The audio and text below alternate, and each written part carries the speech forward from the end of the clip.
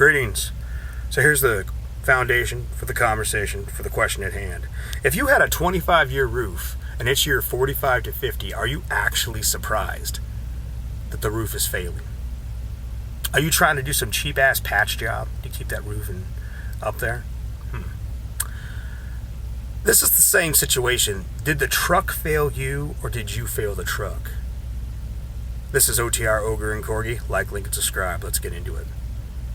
Honestly, I could say a lot of this thinking is inspired by a great man, elder of the trucking world, HT Logistics, Big Chris. Great guy, good information, entertaining as well. So look up his channel. But he's right. And I see this attitude all the time with a lot of these old heads. You're like, well, if I was going to do it, I'd get an older truck. Because a lot of these guys will be telling you, oh, you buy this truck for $75,000. Now, mind you, you buy a truck that's got a half-life with DEF units on it. You know, like cost $35,000 to rebuild that truck. This is stuff they're not even doing. They're just trying to nurse their old truck until it finally blows up and they quit. You know, there's like, I'm done with this, or maybe I'll take a company job.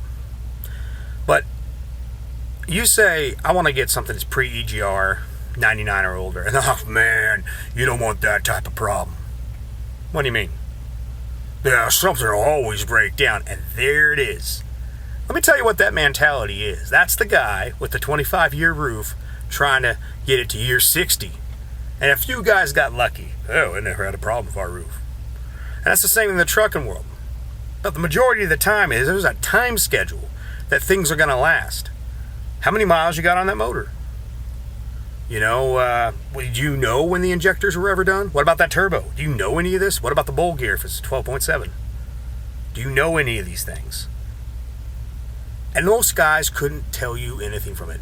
And the reason why is most guys treat their trucks like a company driver. They want to buy it, and they just want to get DOT ready and off to the races to make money. And much like it was said by Big Chris, are you surprised when that shit breaks down when you didn't go through it? You didn't get it load ready? The answer is no. You're angry. You could have spent a little money. Let me tell you, this is the other problem I see with a lot of drivers out here. They got a lifestyle that is ridiculous. They're more worried about baby mama. You know, mama gotta have a new SUV. And I want to jack them up, pick them up truck, roll bars, big mud and tires. And if you're in the city, Lincoln Navigator, Escalade, overpriced house, could be a nice neighborhood, trying to impress family members that really don't give a damn about you.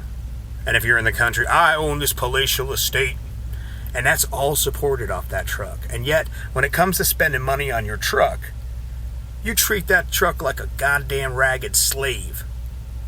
I'm not spending money, I don't have to. And then when you have to, you're pissed off and blaming the truck. Now, see, a lot of times, unless that truck was a lemon, and that is very few cases, the truck wasn't a lemon. The owner was a lemon.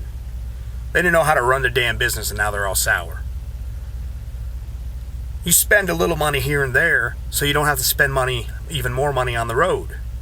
And this isn't just something for trucking. This is every goddamn business. This is lifestyle in general. If you learn to save money, you have money to invest. The man who has to live off almost nothing has everything to profit. Much as it's been said, it's not how much you make, it's how much you take. But add that even further, as I've said before, it's not just what you take, it's what you manage to maintain. And if you're going to run a business, you have to treat it like that business is your source of life. Not treat it like it's something that makes you money, that you work like a job. You treat that truck like it's literally your oxygen supply. Like if this thing stops running, we're dead. But most of these drivers out here, the ones who failed, you're going to hear the same story over and over again. Oh, I don't want to buy an old truck. They're always breaking down.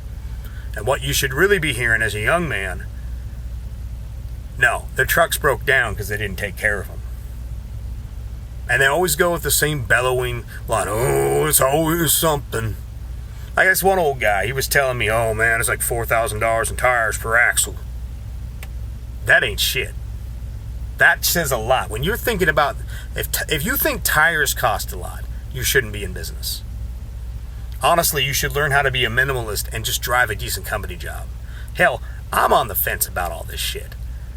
Because I don't know which way the government's going to go. For all I know, I might rebuild the perfect 12.7 engine, and then the government, Joe Biden will go crazy on trucking.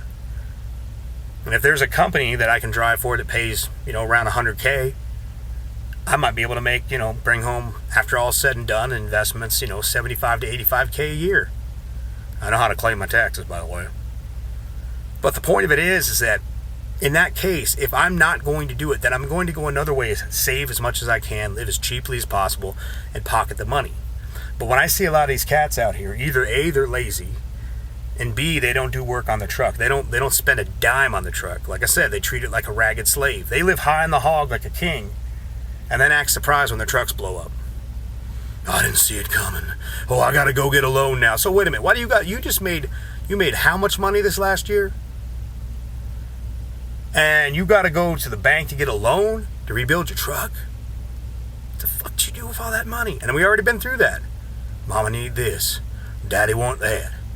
My kids, this is my favorite, my kids are going to college. Why the fuck ain't you kids in there driving with you? You gotta drive with dad for a few years. Make that money. Have them pay for their own college. Hey, they're gonna choose a good degree if they pay for it themselves. But a lot of these people out here, they don't know how to run a business. They're good workers. They're good workers, and they basically piss away their lives at the company store. That's the way it is. So when they become owner-operators, their mindset hasn't changed a bit. You got to take care of the tools of your trade. Otherwise, you ain't going to be in business not long. This is OTR Ogre and Corgi, and that's just my thoughts. Like, link, and subscribe. Take it easy. Anyhow, Boards of Canada, left side drive. Take it easy.